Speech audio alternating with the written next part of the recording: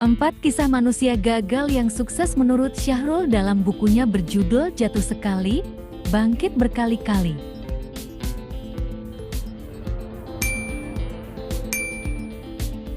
Pertama, si bodoh yang menjadi miliarder.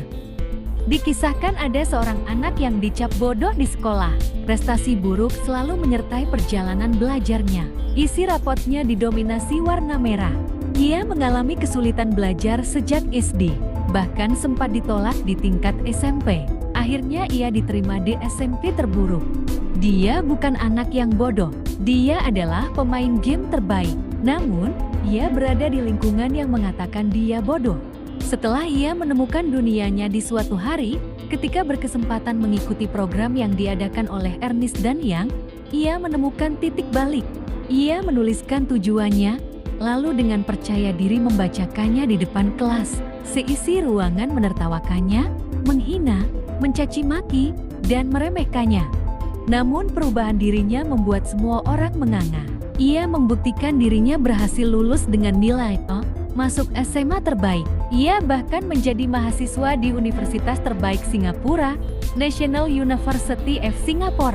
Jiwa bisnis yang digelutinya membuat ia menjadi miliarder sejak usia 22 tahun.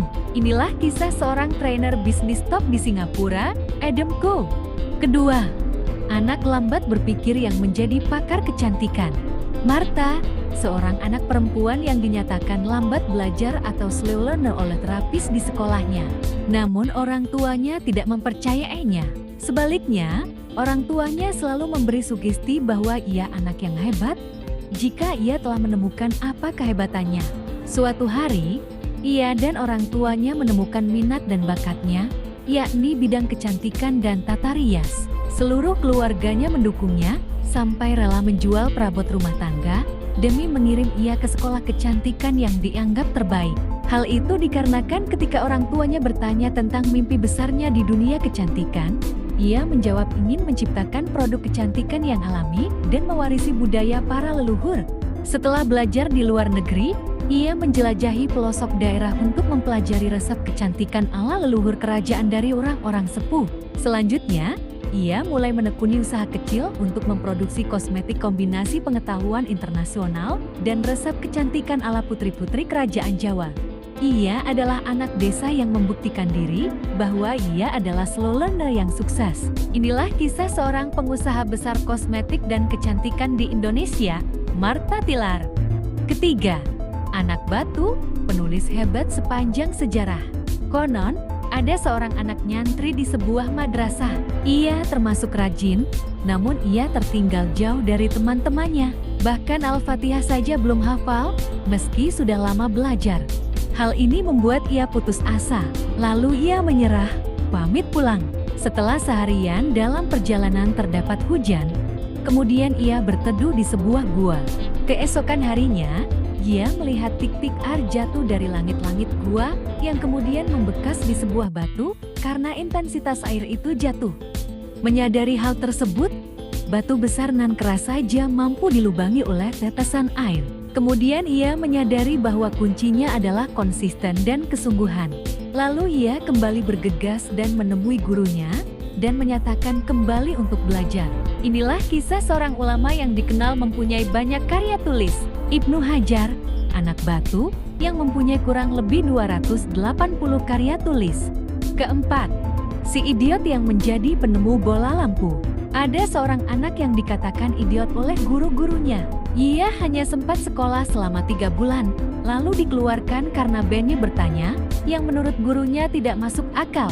Mereka tidak menyadari kalau rasa ingin tahunya merupakan cerminan dari kejeniusannya yang melampaui batas usia dan zamannya. Karena orang tuanya bekerja, maka ia harus tinggal di gudang rumah. Hal ini tidak menjadi masalah baginya, sebab ia menemukan banyak barang-barang yang dapat digunakan untuk percobaan-percobaan. Bahkan, setelah ia berkeluarga, meski ia bekerja sebagai pekerja kasar, ia tetap tidak menyerah. Keingintahuannya mengantarkan ia untuk terus melakukan percobaan. Bahkan ia sempat menemukan mesin perekam suara. Rumahnya merangkap menjadi laboratorium baginya.